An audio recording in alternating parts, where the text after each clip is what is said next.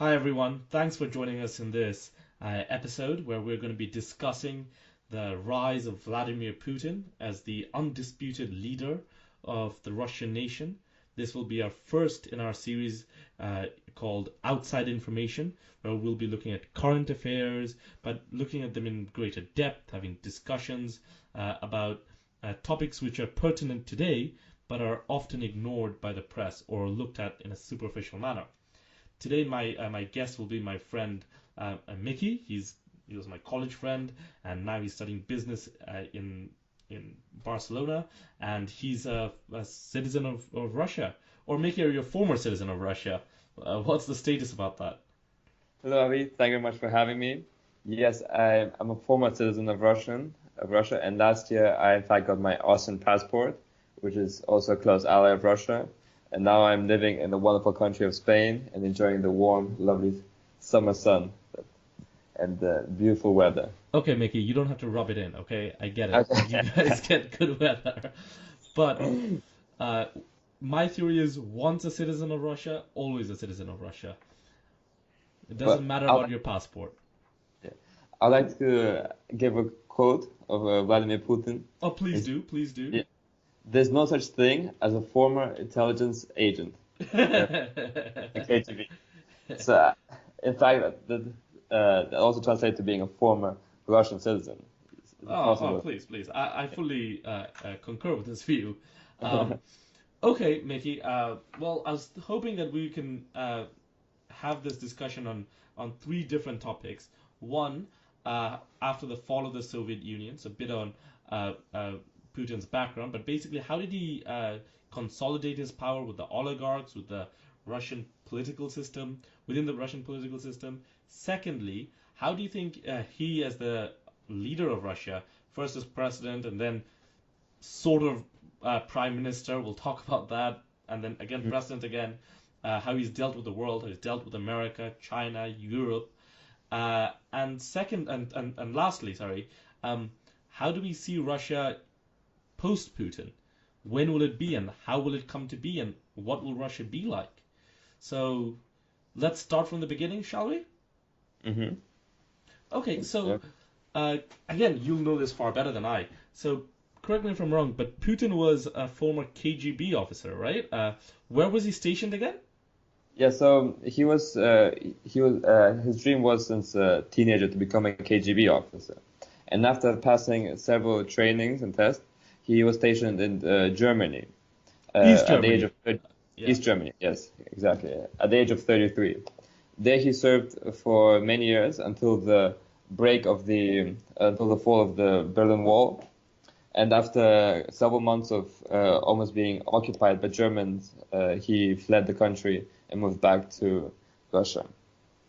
How did he view the that entire time, when they saw the fall of the Berlin Wall, breakup of the Warsaw countries, and even the breakup of the Soviet Union? Did he think of it as a liberation movement, or was he always skeptical, and did he always fear that there were Western influences that triggered these movements? Yeah, he definitely saw Western influences. I think he quoted saying that the fall of the Soviet Union was the biggest geopolitical catastrophe of the 20th century, which is a pretty Oh, big he statement. said it is a catastrophe.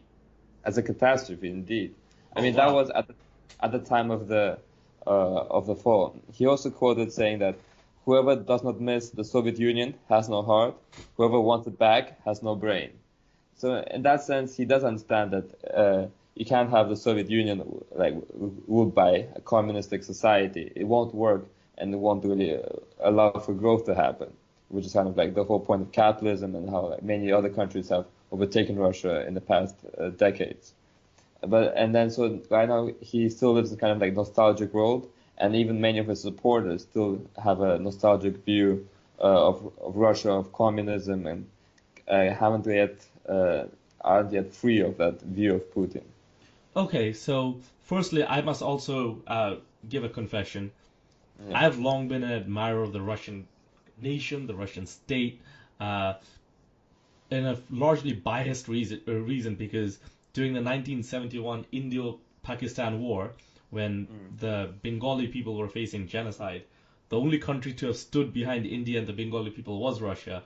So most Indians have always had a very strong affinity with Russia, and we always felt that you guys got the bad end of the stick in terms of the Western media.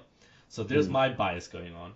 But uh, so it's interesting that you talked about how Putin referred to the anyone who doesn't regret the fall of the Soviet Union has no heart. So do you think he had a ideological affinity to communism, or do you think that was just him saying it to please people, basically? Perhaps not to communism itself, but I guess to like the Soviet Union. It was like a big empire in a sense, because Yeah, to the entity of like the 14 or 12 countries that were part of the Soviet Union. He felt that unity was important. exactly, like for example, Russia has always been like very imperialistic. It had very many tsars over the years, and it was very has won the Second World War, has conquered a lot of land, and was very powerful. And so the Soviet Union kind of like lost a lot of power because of that. So did It Russia, and so that he kind of regret or misses the power that the Soviet Union had, like the Power over and the the prestige. It's yeah. interesting you mentioned the Second World War. I Mm. hated when movies like Saving Private Ryan or any Hollywood war movie brushes over the contribution of the USSR. It was it was the Soviet Union that won the war. Mm. Much more than America or Britain. I believe like 8 or 7 out of every 10 German battalions, or might even be greater, were defeated by the Russians. So, Yeah. but they did pay a heavy price. They paid 21 million people had to pay the price. So, um, as a as a Russian, do you think that it was only natural that after the Second World War there would have been this desire to create a buffer state, as buffer region, if you uh, throughout Eastern Europe to protect the Soviet Union? Was that a natural and understandable view? I mean, yeah, because so many people were so traumatized by the Second World War. Like so many families have lost their fathers, brothers, especially. Like the male population took a massive dive after that, and things people were living in poverty. Have just in the occupation of St. Petersburg, over 2 million people died, not due to German soldiers, but due to malnourishment and Oh wow! yeah, it's incredible. And like hearing the stories that these people went through, that there's a there's a forum in Germany about World War II, and they invited some of the people that survivors of the Second World War. And this woman said that the only reason she survived is because her mother froze her brother when he died and fed her parts of him, and that's the only reason why how they survived without any food. And it's Wow! No, horrible to like things that happened there. Like it's actually like disgusting, like what people went through and just the suffering that was inflicted upon them. And obviously after such a tragedy, everyone is hoping for a better world, something that like where you can feel part of like a homely community. So and then okay, so that's one horrific story, but no, it's yeah. important to realize the sacrifice the Russian people did. Mm. The Russian people seem like a very hard people. You know, they're willing to sacrifice and they're willing to uh, uh, give give up their personal comfort for their motherland, and that in itself, I think, is sure many countries and many civilizations share it, maybe not to this extent. So okay, so after the fall of the Soviet Union, we had a drunkard, a drunk basically, in the form of Boris Yeltsin, becoming president of Russia, and by during the mid 1990s, uh, Vladimir Putin held two important positions. One was the post of the mayor of St. Petersburg. Am I correct? Yes. So how did that help him? A forge a close political alliance with Boris Yeltsin, and how was he able to uh, convince the Russian oligarchs that had dominated the 1990s that he could be trusted? Well, I think it was lucky for him that Boris Yeltsin was such a bad leader. It's like seen many times of him just downing beer at parties and making bad political decisions. Like he had no political knowledge, and he was just kind of a mess. And the oligarchs, they simply wanted to keep being rich.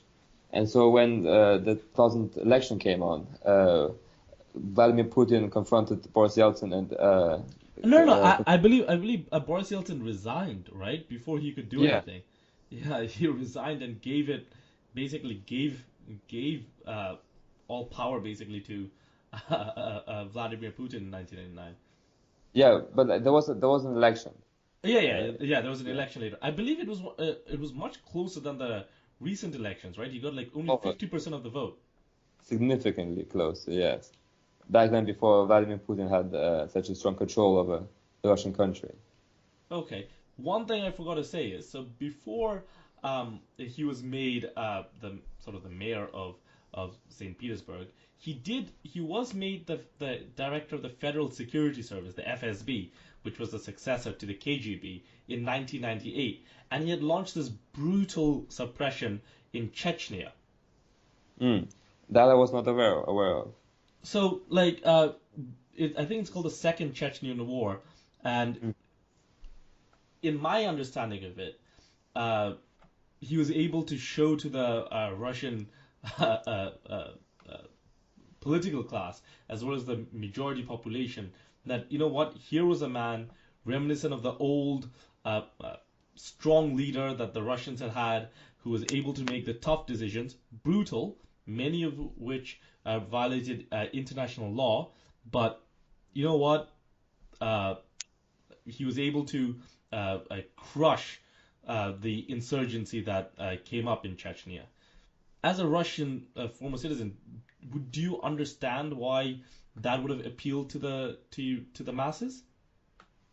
Yeah, because in some sense, Russia has always been like a dominant power in the world, and always tried to be kind of like dominating the world, standing up against the West, trying to make, trying to almost to conquer the world, like bringing upon communism in Vietnam, Africa, and many other countries, supporting like socialist movements, and in that sense, like bringing its own ideologies across. Russia would obviously have a big interest in establishing such governance, and the people do support that, and that's why similar in 2014 when Russia took over Crimea, his approval ratings shot up to 90% because so many of the Russians were so happy to get a part of Russia back to Russia, whereas it was a mistake where Crimea was given to Ukraine.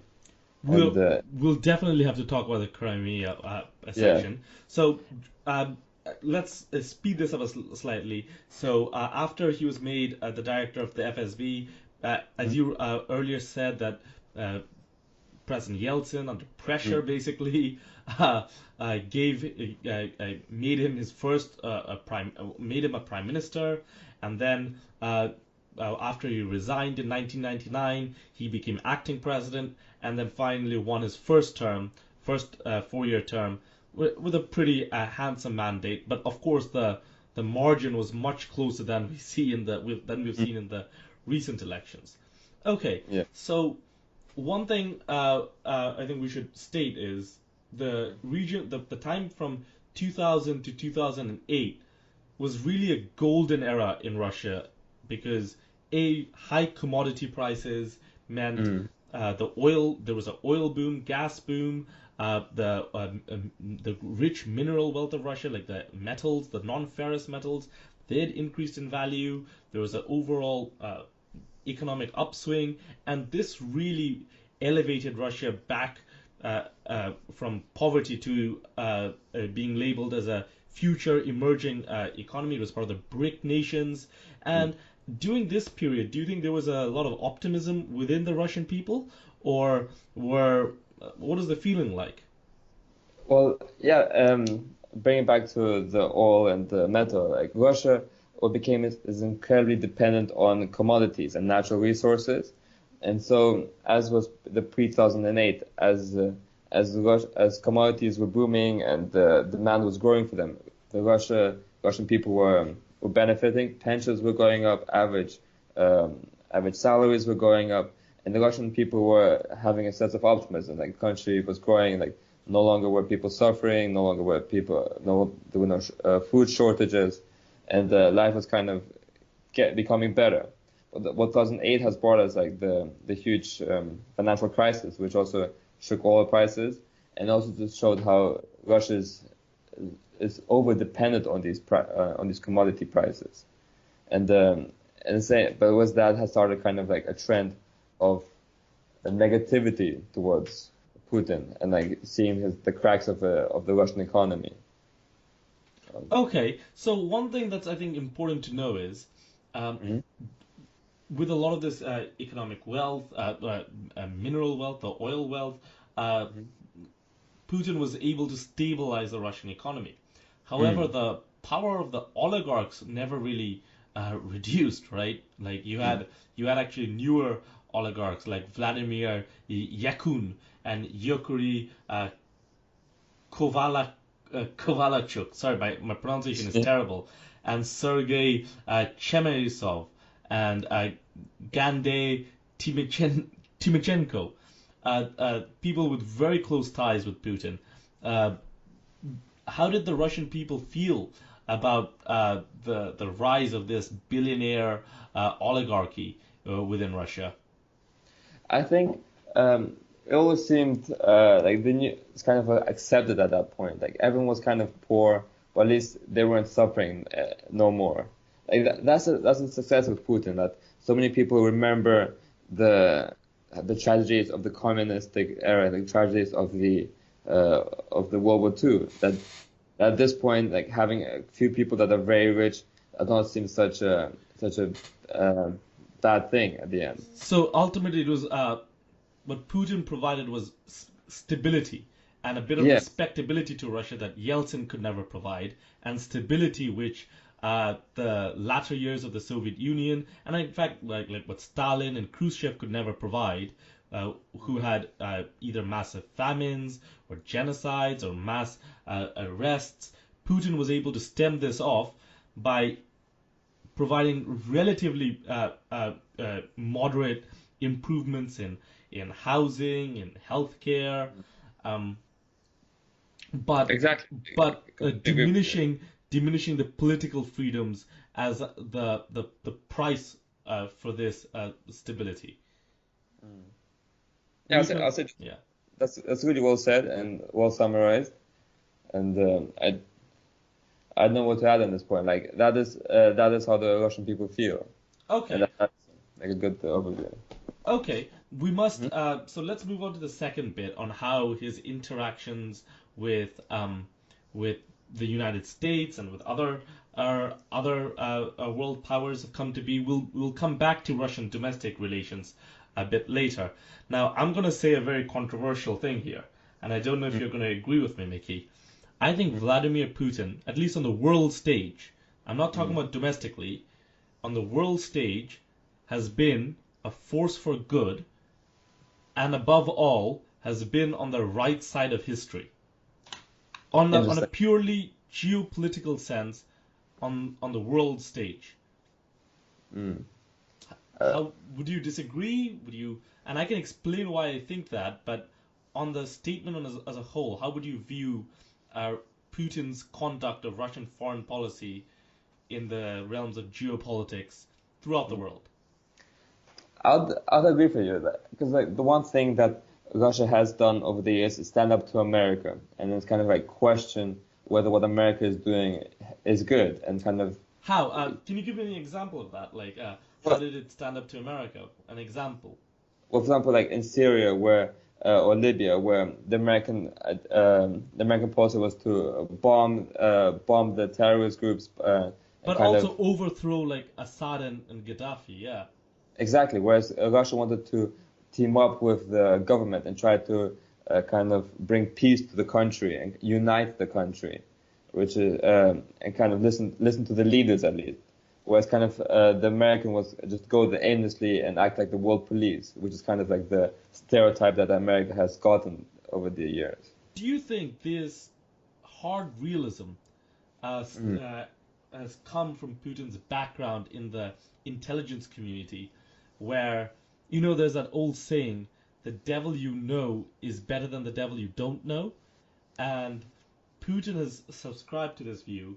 And of course, Russia's ally has always been the Assad family and Gaddafi. But his understanding, Putin's understanding, that by removing Gaddafi, by removing the Assad family, who are terrible despots and tyrants. I'm sure Putin doesn't care about the human rights violations, but he recognizes that by removing these despots, what you'll get is not a free-flowing democracy, but you're going to get failed states with terrorists and jihadists and ISIS controlling vast amounts of regions within that territory and controlling important oil-rich territory. Mm. I would definitely agree with you. That's very well put and very well summarized. And that like even if you remove, let's say, the key people that are in charge of the oil, but the ideology still stays the same, like the hatred against the West, the kind of rise for power, and the search for terrorism. Then other people will come to be, like that will take advantage of the situation, and that by simply eliminating a couple of bad terrorists will not completely like improve the situation. It requires like an ideological change in the country, and that's what Putin realizes, that it takes an entire nation to change. I think that's an important point. I think that comes from his experience of Russia. By the way, I did say that previous statement on Putin and the world stage, and let me just explain it, and maybe I think you can respond to that. In the late 1990s and the early 2000s, Russia, along with Iran and India, were the three main nations that supported the Northern Alliance in Afghanistan against the Taliban. The Americans were sleeping. They weren't doing anything about it. The Russians, the Indians, and the Iranians were providing intelligence, were providing support, limited but still support to the Northern Alliance. They were right to distrust the Al-Qaeda Taliban nexus that ruled Afghanistan. They were right in opposing the Iraq War. They realized how that would be Pandora's box filled with all sorts of chaos. They were right in opposing the removal of Gaddafi. Of course, in Putin's eyes, Gaddafi wasn't necessarily a bad guy, but to most of us, we recognize that Gaddafi was a terrible man. But at least Gaddafi was a better version than what we have now. Now you have a lawless state filled with terrorism, and it's even more volatile than ever. Putin was also right in opposing the removal of the Assad family from Syria. It would have been just like Libya, but probably even worse because of Syria's sensitive geopolitical region. And we'll of course talk about Crimea later on. But the last thing I wanted to add is, I don't know if you know this, Vladimir Putin religiously watches the video of Gaddafi being bayoneted and sodomized by rifles as he was being holded out and killed. Putin is very afraid of that video. Putin is afraid that might happen to Russia. And I know we'll talk more about the future of Russia in a post-Putin world and how we can get that to that eventuality to come. But would you agree with my previous assessment about the Iraq War, about the Syrian conflict, the Libyan conflict, and above all the conflict in Afghanistan? Putin's correct stance in those cases? I'll definitely agree with you. And how do you think? Like, basically, my question to you is this. By the way, sorry for interrupting earlier. My question is like, do you think that we live in a world where this is no longer the 1990s? It's no longer America being the only superpower. We have a resurgent Russia with Putin, not a drunkard like Boris Yeltsin, and Putin wants the West, and especially America, to recognize that this is a bipolar world, not a unipolar world. Well, for example, like now you can go so many depths with like what's going to happen in the future, and like how the world was in say 2000, and how the world is now is so different, even with the rise of China, India, and kind of almost like a fall of Russia and the world stage, Mm.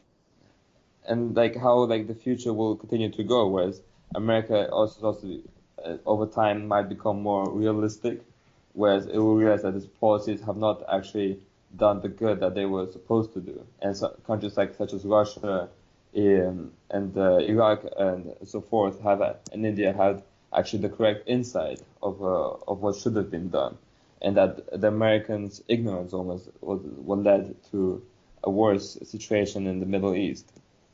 And just like how the future will continue to go will be very interesting because obviously China is gaining more and more of a world stage where its military capabilities are expanding significantly.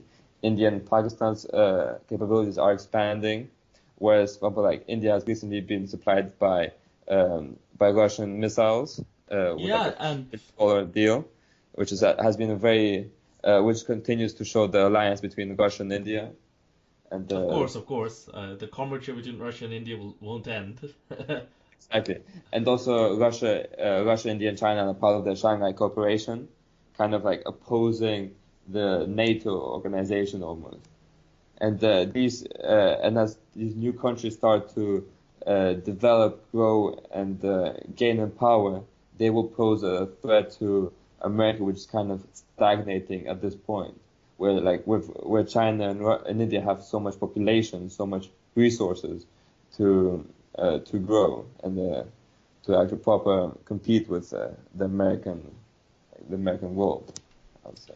Okay, well, we must also recognize that during this 2000 period, the honeymoon period of Putin, who was seen in his first 4 years in office as this uh, modernizing force for Russia, as a pro-Western leader within the Kremlin, that image slowly started to disappear. Mm. And during this time, we saw the persecution of the oligarch Mikhail. Uh, Again, my pronunciation is terrible, Mickey. Do forgive me. But Mikhail, what? Mikhail Uh, Khodorkovsky. Kodorsky. Oh, okay. Okay. Khodorkovsky. Yeah, That's right. sorry, my bad. You see, this is why you need Yeah, Mickey. Yeah, exactly. Get the who hell. was who was president of the who was then Russia's richest man, president of the Yakuz oil and gas company, and got uh, he was through those but what many in the West call phony charges. The Russian state-owned company Rosneft was able to acquire it, and during this period, uh, they basically bankrupted him. We also saw journalists being killed. For example, Anna Politkovsky. Uh, Can you? I'll spell you the name. yeah. Politkovskaya. Sorry. How do you say Anna Politovskaya? Yeah, that's the one. That's Yeah. one. We had like uh, you had also the famous Russian chess player, Gary Kasparov, who I really think is a puppet or highly funded by American think tanks and American industrialists. So he is not necessarily the best representative. But you had like Edward Lominov, of the leader of the National Bolshevist Party. You had a lot of these important figures being sent to jail, being exiled, and you generally saw a decline in in press freedoms and in general political freedoms. But surprisingly, Putin's popularity stayed in the 83%. Can you Mm. explain that to me?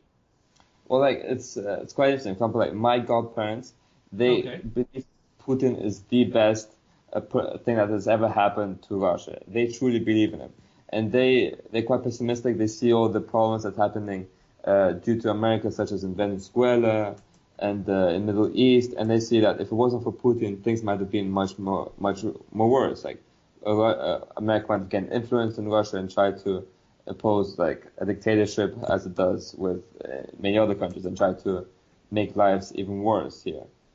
And in that sense, they see all the negatives, but they don't really pay attention to all the positives, like the growth that's happening, and they keep suffering through all the bad times, such as like a low growth, lower pensions, just because they're almost afraid of what might be the consequence if it wasn't for Putin. Okay, And okay. So they believe again, if Putin wasn't there, things could be even worse. But can exactly. I get your view on this? So I think last month we saw. I know we're crisscrossing topics, Mhm. but last month we saw those massive protests in Russia when Mm. Putin tried to increase the retirement age, and I believe the retirement age he tried to increase it to 67 from 65, but the average life expectancy in Russia is 68, and that saw massive protests. And ultimately, you had Putin promising to not go through with such a measure. Do you Mm. see cracks in the previous belief? Do you think it's a facade that we have that Russians would be willing to sacrifice anything for the mother country? Do you think that facade is starting to break and ordinary Russians saying, I want a better lifestyle. I don't want us to spend so much in defense. I don't Mm. want us to be so focused into relitigating the Cold War. Do you have any of that sentiment? Well, I think it's just a different views of generations.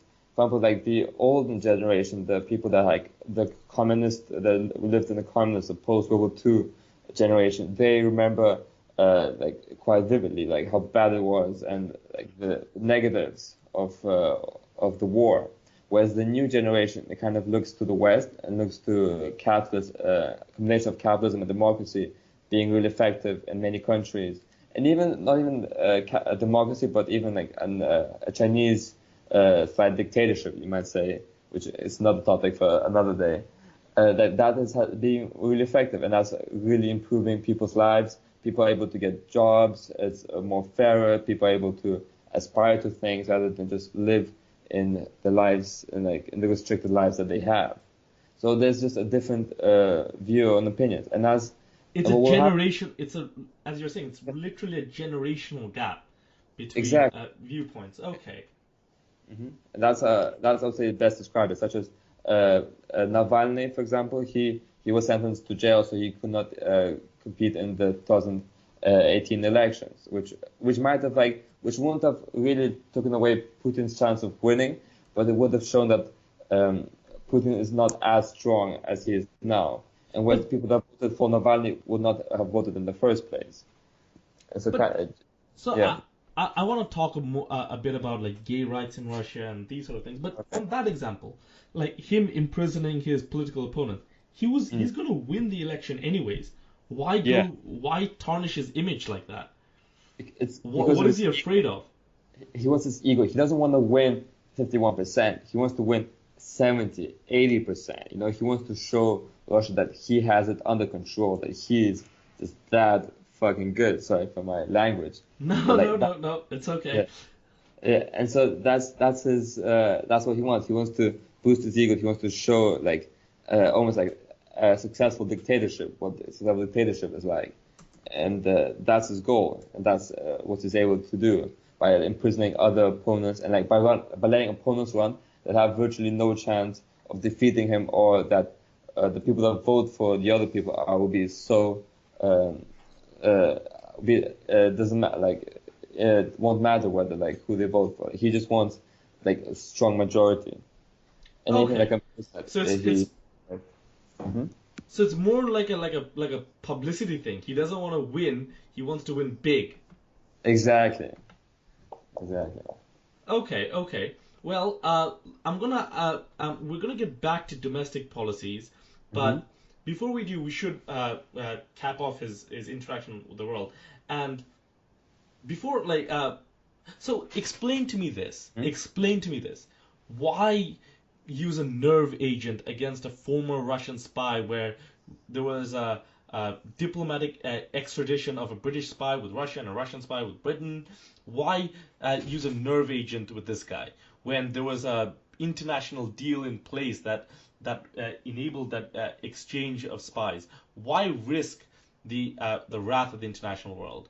Or, for example, I remember in 2008 or six, the poisoning of Alexander Litvenko using polonium. Why do these things and provoke the West, saber rattling the West? So, first of all, I will let you know that it has not been confirmed that Russia was behind the poisoning of Skripalny. That'll be the first fact. Fair Okay? enough. Fair enough. This has No, been confirmed. There, Okay. we can either guess that it might have been Russia, and things like with poisoning with plutonium as Yeah, to Litvenko. Litvenko, yes. Or this case, also to show that even as I said in the beginning of the podcast, there's no such thing as a former KGB intelligence office of agent. That he's still able to get to those people, and it might have just been a way of scaring those ex-agents, that they think that they can get away with betraying the country, and that they can't. And then he did call Skripalny a traitor. And so that being said, if from the opinion of the Russians, which is obviously quite biased, they do not think it was Russia for the several reasons. First of all, the World Cup was coming up. They want the influx of tourists. They want Russia to seem good for the World Cup, and poisoning Skripalny at this point in time was an incredibly stupid mistake, and that no KGB officer or no intelligence officer would actually agree to this, that no one would sign it off, and that it actually really hurts Russia, whether or not we were the one to do it or not, or at this specific time. And but obviously, Russia says that it was a stupid attempt from either the British government or from the American government to put more sanctions on Russia, or for the British government to seem strong and actually condemn Putin and Russia while putting sanctions and boycotting the World Cup. Okay, look, the case about Sergei and his daughter Yulia Skipper. Again, my pronunciation is terrible. Skripal. There's a bit of there's I concede. There might be a little bit of skepticism whether Russia was involved, especially so close to the World Cup. But with Litvenko, fair enough, I guess. Well, we shouldn't break international law, but as you said cleverly earlier, his view is once a KGB agent is always a KGB agent. There's no ex-KGB agent, and him defecting, Putin viewed that as him being a traitor, and he needed to set an example. Okay. Exactly. For the other agents. Okay, now let's deal with the final and perhaps the most important crisis to Russia's geopolitics. It's the continued expansion of NATO. And I'm going to ask you this question, but and I know you're quite familiar with this, but to our audience, so to those who don't know, after the fall of the USSR, George H.W. Bush, George W. Bush's father, when he was president, he had made a promise to the then leader of the Soviet Union, Mikhail Gorbachev, that he wouldn't expand NATO to the borders of the Russian state. That promise systematically was broken by William Jefferson Clinton and then by George Walker Bush. And the continued expansion of NATO provided a direct threat to Russia, because you saw American troops on Russia's doorstep, but also the inclusion of states like Lithuania, Latvia, and Estonia, which has significant Russian minorities within those regions, within those countries, who are treated like second-class citizens. It deeply offended Putin. And if I can get your opinion on this, Mickey, how do you view the West expansion of NATO? Should it have occurred? And on that part as well. Okay. But also do mention your opinion on the poisoning case. I'd like to hear that.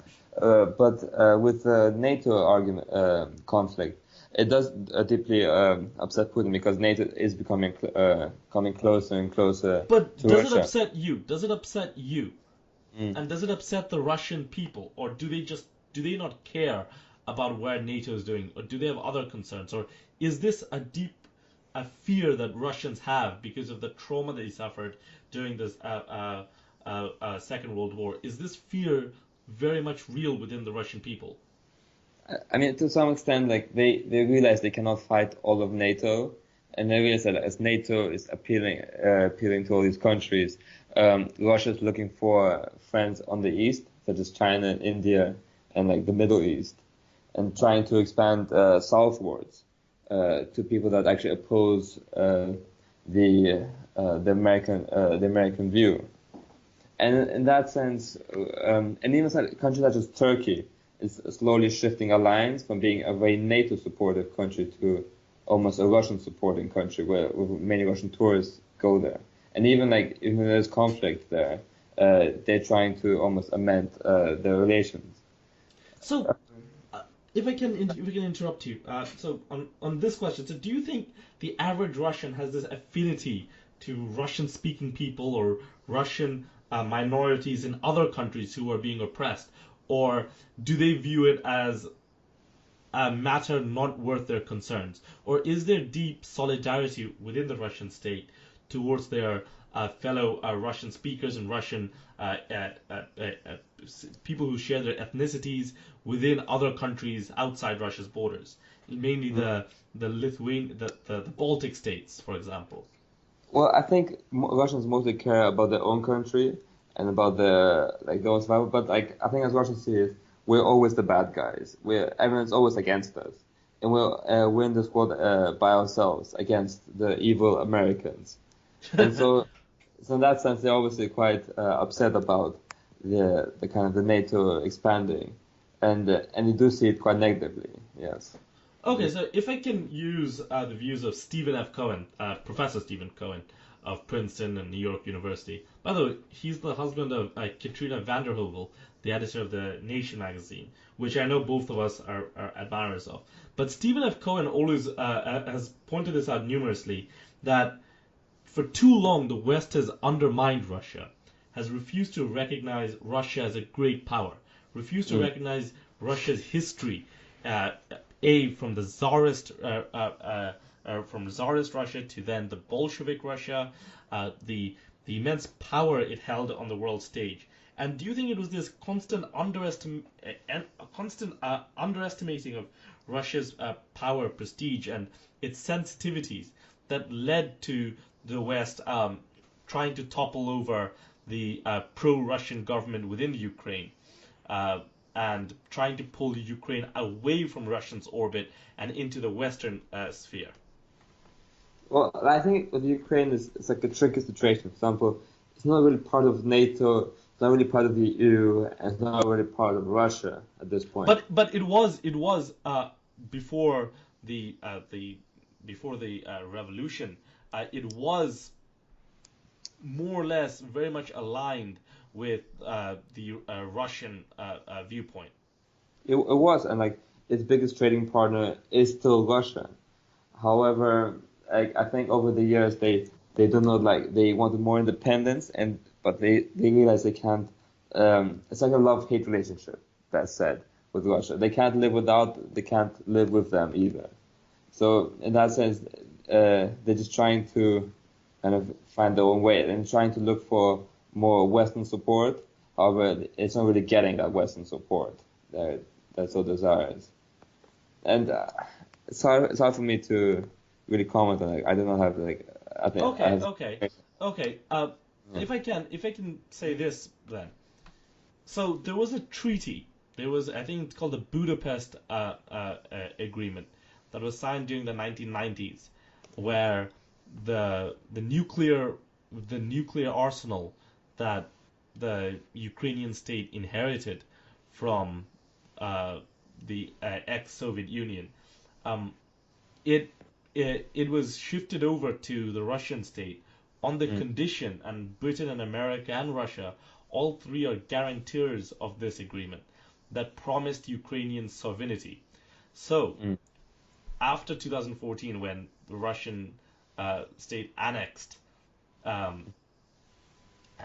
the Crimean Peninsula, and we'll talk about the history behind the Crimean Peninsula. but the fact that he annexed it, how how troubled were you as a someone who's deeply invested into this interested into this region, but also do or were you sympathetic with the Putin's point of view that this was historically Russian land, this is Russian speaking people, and uh, it shouldn't fall to the American sphere because this is a strategic importance to Russia and its majority people are pro-Russian. Yeah.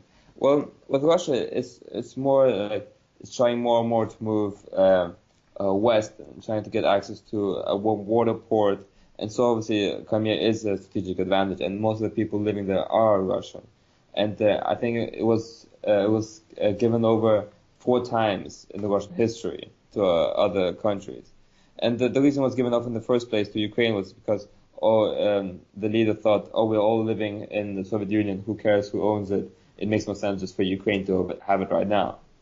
And which was obviously a really silly Surprisingly, decision. by the way, surprisingly, the leader who did shift it Yeah. was Khrushchev, who was Oh, from the Ukraine. also, obviously he was biased with that. Yeah. Yeah, because after the Crimean War, it had come to the original Crimean War in the 1800s. It had fallen to Russian hands, but then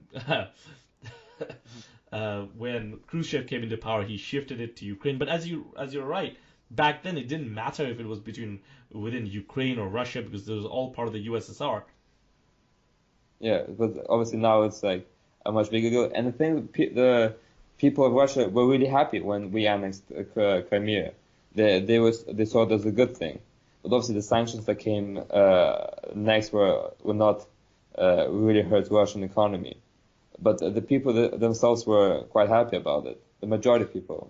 But Uh, but the 2014 Ukrainian revolution, which overthrew Viktor Yanukovych, how uh, was there a sense of uh, fear within the minds of Russians that this revolution, uh, if we're going to call it a revolution, this Orange Revolution, was in fact orchestrated by the CIA and American agents? Or did people in Russia think that this was a truly organic uprising against Yanukovych and the pro-Russian political and oligarchical leadership within Ukraine? to be honest, I do not know have enough information to give a comment, but I think your view might be a bit better. So if you would like to share your view on So, this matter. so I have no illusion to the fact that Americans and the British and the EU alliance and NATO has always wanted Ukraine to move away from the Russian sphere of influence. It's a large piece of territory. It would have given them a greater strategic depth in any future conflict with Russia, and it's a view widely held that the ouster of Viktor Yanukovych was a byproduct of the CIA. But also, before we end talk of the Crimean War, we also have to recognize that in 2008, under Putin's leadership, uh, Russia had invaded Georgia under a similar pretense as well, right? Trying to protect the the Russian-speaking minorities within Georgia, and it had annexed and southern Ostia, and it annexed it within its own territory and expelled the ethnic Georgians. And of course, in this case, you had Mikhail Shikashvili becoming a leader, a figurehead which right wingers like John McCain in America were calling the next George Washington. But even then, do you think the conflict in Georgia against Mikhail Shikashvili's government was an early indication that Putin and the Russian state would go to any limits to protect and annex Russian minorities in other nation states? Mm. Um, yes, to Because some. do you think that's the mentality of the Russian people still now? That they're very much invested into territory, that they think that if Russians are living in another country, we should protect them by bringing them part of and annexing them and integrating them within our own country. As you said earlier, this regret about the fall of the Soviet Union. Mm. Yeah, to some extent, I do agree with you. Like, for example, with the Georgian War, Georgia was attacking a nearby country, and Russia was simply trying to maintain peace and uh, bring everything to normal. Whereas Georgia's influence was to expand territory, and Russia was kind of like the the police in that sense. But in that sense, like obviously Russia does have its own citizens and interest, and that's also gives us a really good view of patriarchy, and like kind of like showing Russia that we are united and like we are all as one, which is what Russia really likes, and the Russian people really support Putin for. It's patriarchy. Okay, so let's end the talk of foreign policy and let's move on to domestic policy. But I will just say, Crimea is a strategically very important part of Russia's defense posture.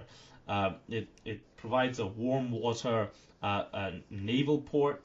It actually reminds me of the 1904-1905 conflict with Japan and Russia, where they tried to protect Port Arthur in Manchuria, and because that was a all year warm water port in the Pacific Ocean. Similar conflict, but a very different outcome. Here we had a victorious Russia, and they've annexed Crimea, and it's now part of the Crimea, and now it's part of the Russian state. And I actually believe, and if we can just conclude this part of the conversation, the West should just accept it. The rest of the world should accept Crimea is going to be part of Russia, and only then can there be an amicable solution between the Russian and Ukrainian conflict, where Russia gives up the rest of its claim to Europe, to Ukraine, but Ukraine accepts that Crimea will be part of Russia. Do you think this is how any future resolution is going to be?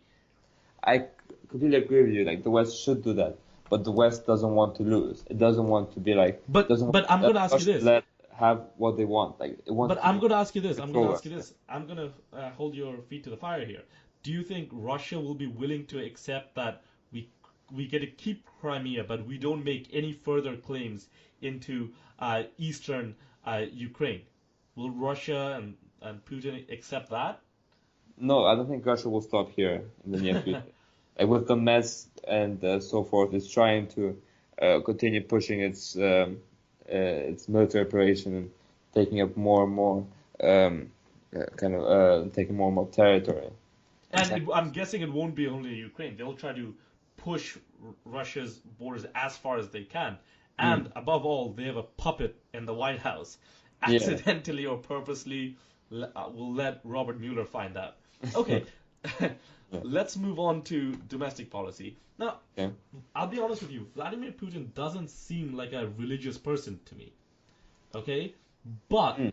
he's gone on this, unfortunately, this triad against this terrible campaign against the LGBT community before Mm. Russia was a leader in the LGBT movement. Uh, Really? I yeah, didn't well, know. it's not. It wasn't as progressive now, but it was. I mean, it's not. Obviously, it wasn't as progressive as it is in the Mm. rest of the world now, but it was obviously much better than it is now, right? Mm. It's the rights and the liberty of LGBT community in Russia has gone on a downhill slope uh, Indeed. against the normal gradient as we would have expected. But why do you think this is? Like, for example, recently we saw Putin showing greater affinity and support for the Russian Orthodox Church. On Mm. the other hand, still commiserating the 100th anniversary of the Bolshevik Revolution, Putin expressed dismay because this is the 100th anniversary. The 100th anniversary is coming up, or has recently passed, of the execution of the Tsarist royal family. So Mm. he's trying to play both ways. He's trying to show solidarity, how he's the natural successor to the Tsars and the Soviet atheistic dictators. Mm. How do you think he's playing this balancing act, and why do you think he's cozying up to the religious church, to the Russian Orthodox Church? I think the Russian church does hold some power and does hold sway over the people, as Russian people are quite But are religious. they buying it? Are they buying it? Are they buying that Putin is both a KGB officer but does support the Catholic Church? So not the Catholic, the Russian Orthodox Church. Are the Russian people not cynical, or are they accepting this? Well, like I guess you could say the same thing. Like, can they see that like Russia's like how Russia's like doing a world stage and like economic growth and so forth, and in some sense like they know they can't see through it. Like they still believe he's the Can guy, the angel that they like him to I be. can I put it to you like this? So do you think it's fair to say the similar comparison would be Donald Trump, who doesn't seem at all religious, who doesn't seem to have read the Bible, but surprisingly he has gained the support of the religious right within America. I Do you think think that is a good comparison? I think with Donald Trump is like because he doesn't seem to me as the type of person that is really religious or even talks to him. The But reason but he but he gained but he he has gained support of yeah the religious community. yeah he's supportive, but like I feel like but like everyone is going to be supportive of religious movements. No one's going to be like fuck Christians, you know, especially in America. That's how you lose elections. And then Okay. with Donald Trump, it just seems like he's the only person that's like not part of the system, and that like and the reason like and kind of I guess the Christians they're kind of they're quite poor and unheard and the typical Americans They're like not unheard. They're the god. They have they have a disproportionately high representation in Congress. I yeah always get mad at this, yeah but okay. but they always believe they are unheard. They Oh yeah, view yeah, yeah. They always view that exactly. they're the persecuted minority. Exactly, and that's what Donald Trump is kind of trying to. Uh, that's why that's what Donald Trump is so appealing to them. I'm going to put it to you like this: do you think there's a similar fear within Russia's majority Russian Orthodox people that due to greater American media influence and everything, that Russia's becoming too much like the West, and that's why there's this uh, uh, reactionary backlash against gay rights and religious freedom? Do you think that's the fear, that they're afraid that the Americans are winning the cultural wars within, and the West is winning the cultural wars within Russia, and that's provoking this reactionary backlash? I, it's a tough topic because like because obviously these anti-gay, anti-LGBT movements have started quite recently, and Mm. there's even like quite a couple of videos on YouTube where you can see like some people like two guys pretending to be gay and walking down the street, and they getting harassed and almost assaulted by just civilians. And so this, and in the Bible, it does say like it is interpreted as homosexuality is a sin. So aligning itself with the church does show cause to its actions. And I don't know like how to Okay, like we'll move on. We'll move on. But I'm gonna what's ask you. I'll yeah, ask you this. Sorry. You're gonna say something? yeah, what's your view on this? Like, what do you So think? I think. Well, I hope because I know both of us share solidarity with our lesbian, gay, bisexual, transgender comrades and brothers and sisters in arms in Russia. I hope for their fate and for the dignity of Russia that this is only a momentary lapse, and I hope that the next generation uh, becomes more liberal in Russia. Are you hopeful? Well, that's the thing that like that's what's gonna be the next generation. Like once the current ruling generation will die out, that's the only that's when the like a new Russian will be reborn. That's when But like do you have hope that the millennial generation, people our age in Russia, share our progressive views? Like you and I share progressive views that we I should love and have respect for our gay brothers and sisters. And but do you think the ordinary Russian teenager, the ordinary Russian 20-year-old, shares our views, or do you think they're slowly becoming very right wing in this case?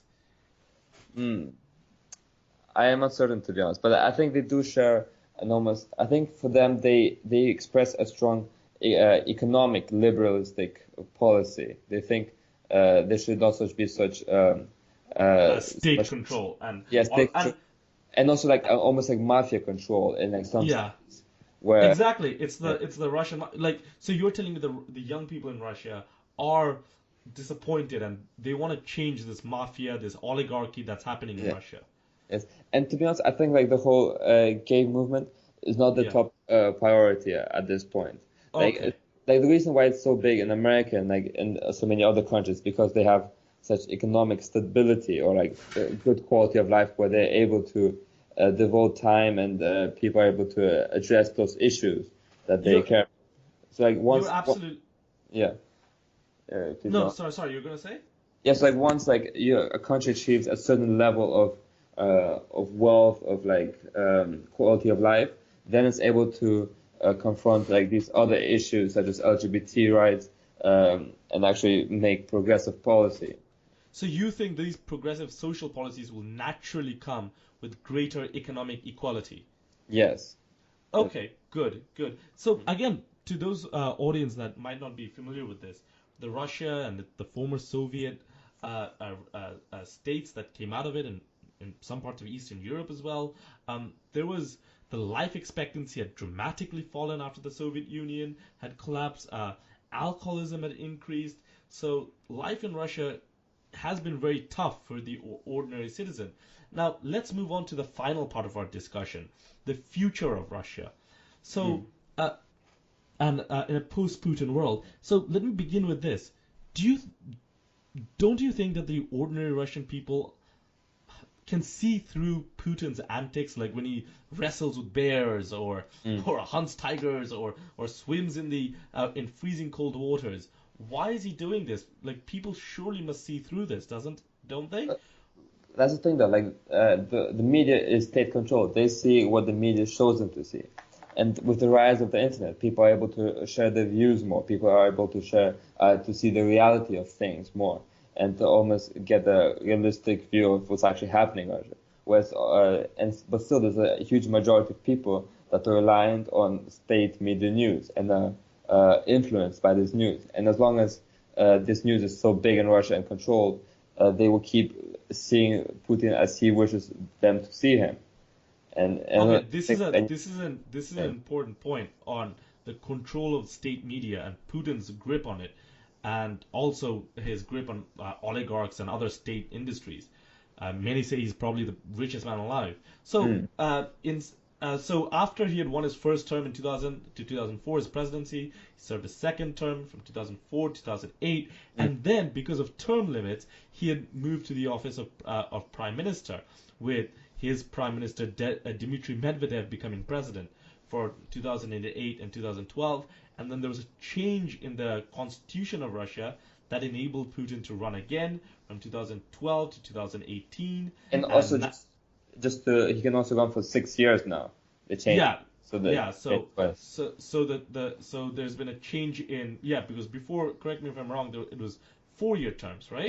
Exactly. And now it's 6 years. So Putin, I'm guessing after this term, when this term ends, so in 2024, he would have finished two slots of two-term presidencies.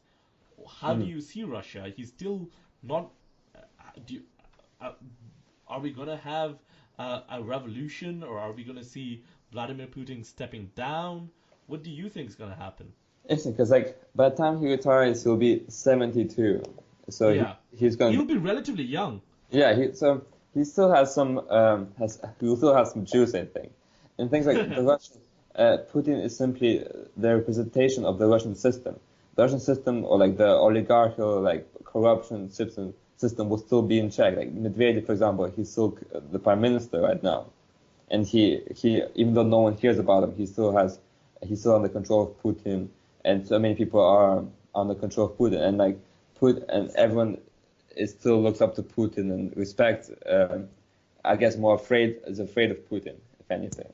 So, but what do you think is going to happen in Yeah. 2024? Do you think he's going to, because is he going to appoint like another Medvedev type character, or is he going to try to tear up the constitution and create another rule thing? Like, what's gonna happen? What do you think is gonna happen? So I definitely think there's not going to be a revolution. I don't think the people will like be able to get together and actually take down the government because like at this point the government is so powerful military wise and government wise that it's going to be almost impossible for them to do anything. And I think Putin will find a way how to stay in power. I think he will stay in power, my idea, until he dies. Because he's not going to give it up anytime soon. And there's no one near to him that's going to oppose him or has the capabilities of opposing him. As a democratic, it's not even that strong enough. You pointed out an important thing. So the 81 regional governors and also then there's the presidents of the separate republics within the Russian Republic, like in Chechnya, like in Crimea. Before they used to be democratically elected, but now the governors are all appointed by the federal system. So Exactly. it has limited the growth of regional democratic leaders. So it's created a vacuum of other alternatives. Do you envision that? So what's going to happen when Putin dies, basically? What's going to happen to Russia? Do you envision like a period of chaos, civil war, or do you think a leader can come up the region, or do you think Putin's going to choose a hand-picked successor? I think And a leader will come up after Putin, but he will not be as powerful or as coordinated as Putin. As also seen in history, as a man once, as a friend of mine once said, great quote: "History repeats itself. History does not repeat itself, but it rhymes." oh, that's a good line, Ricky. I That's wonder who that's did say it. it's a very clever guy. Anyways, and like something if you see like dictators such as like in North Korea or in China, like was it? I don't think we need to look that far. Like even in Russia's history, you Yeah, had someone like Stalin who yeah, ruled with an iron fist, but after Stalin, you had a strong leader, but nowhere near as powerful in the form exactly, of Khrushchev. You think exactly. it's something going to be like that? Yeah, because like I think at this point, Putin's not really like even looking to find someone that's gonna come after him. Like he is the ruling hand. He is not looking forward for a successor, and that's the issue. That like once he goes down, no one will be able to like the person that's gonna replace him will not be even close to as powerful. And most probably what's gonna happen is that Russia might fall into chaos, and then that will start a huge revolution. But at the same time, I think by that point, um, countries such as like China and India would have reached in such high densities that they might move to Russia. But Because I'm telling you, because yeah, Russia is unfortunately a dying power. Its population is massively reducing, mm, and it needs new immigration. And yeah, let's hope uh, Russia, because lest we forget, the Soviet Union was a friend to people of color. They mm, stood by their brothers and sisters in Africa, in South America, in India, in Asia. They stood with racial minorities. But the new Putin led regime is very much has a affinity to white supremacy. You'll see that's why like people like Steve Bannon has a love for Russia. But I have a feeling that the next generation of Russia is gonna fix this ill. One thing I want to say, Mickey, as we close, I think Russia has. I know there's a lot of doom and gloom, but I think Russia has a lot of potential because you see as a percentage of population, Russia produces more PhDs in physics, in mm. the physical sciences, in the biological sciences, and in engineering than almost any other country as a percentage of population. There's this affinity to science and logic and scientific thinking. There's a scientific temper within Russia, and ultimately, I hope that this R&D, that this can rejuvenate Russian research and development and can improve Russian industry. How do you think? Do you Well, think the future of Russia is bright? And if so, what do you think the influence of Russian scientists and engineers will be? And can Russia embrace racial minorities and accept immigration within its country? well, Sorry, that's a lot of questions. no worries. Come on, no.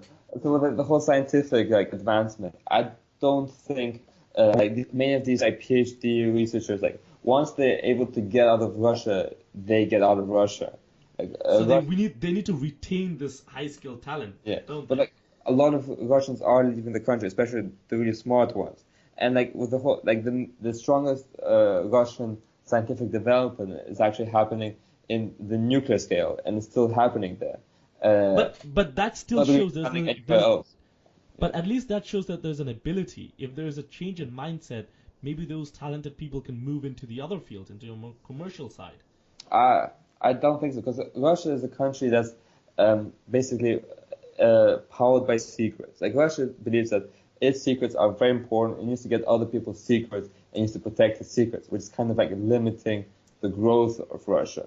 And it develops a lot of puts a lot of research into nuclear development, into submarine, especially nuclear submarines, nuclear icebreakers, like nuclear power plants, like almost everything it puts into nuclear um, technology. And the physicians and the scientists, like once they realize they're not getting paid as much or they can be getting paid way more in other countries, they leave. It's only the people that are actually really um, So let me put it like to you like this: leave Do in you Russia, think stay. Yeah. since the indigenous engineers and scientists are leaving Russia, do you think Russia can slowly embrace people from India and China? Because I'm sure they would love to live in Russia. They would earn a greater salary than their home countries.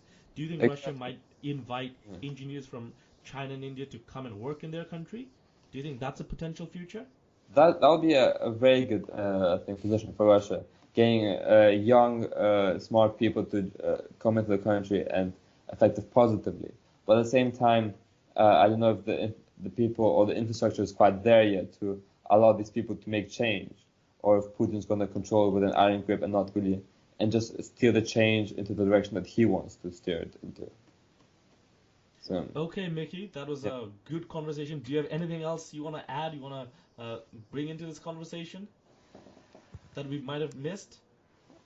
I think you have to say.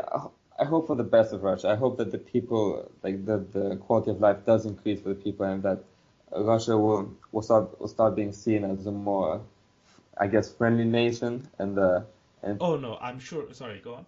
yeah, and that at least like with the rising power of India and China, there might be a new shift in power in the world, and And they are friends of Russia. And no, we're all hopeful and we all wish the yeah. best for Russia. If I can end, so Russia is a very still. By the way, we shouldn't.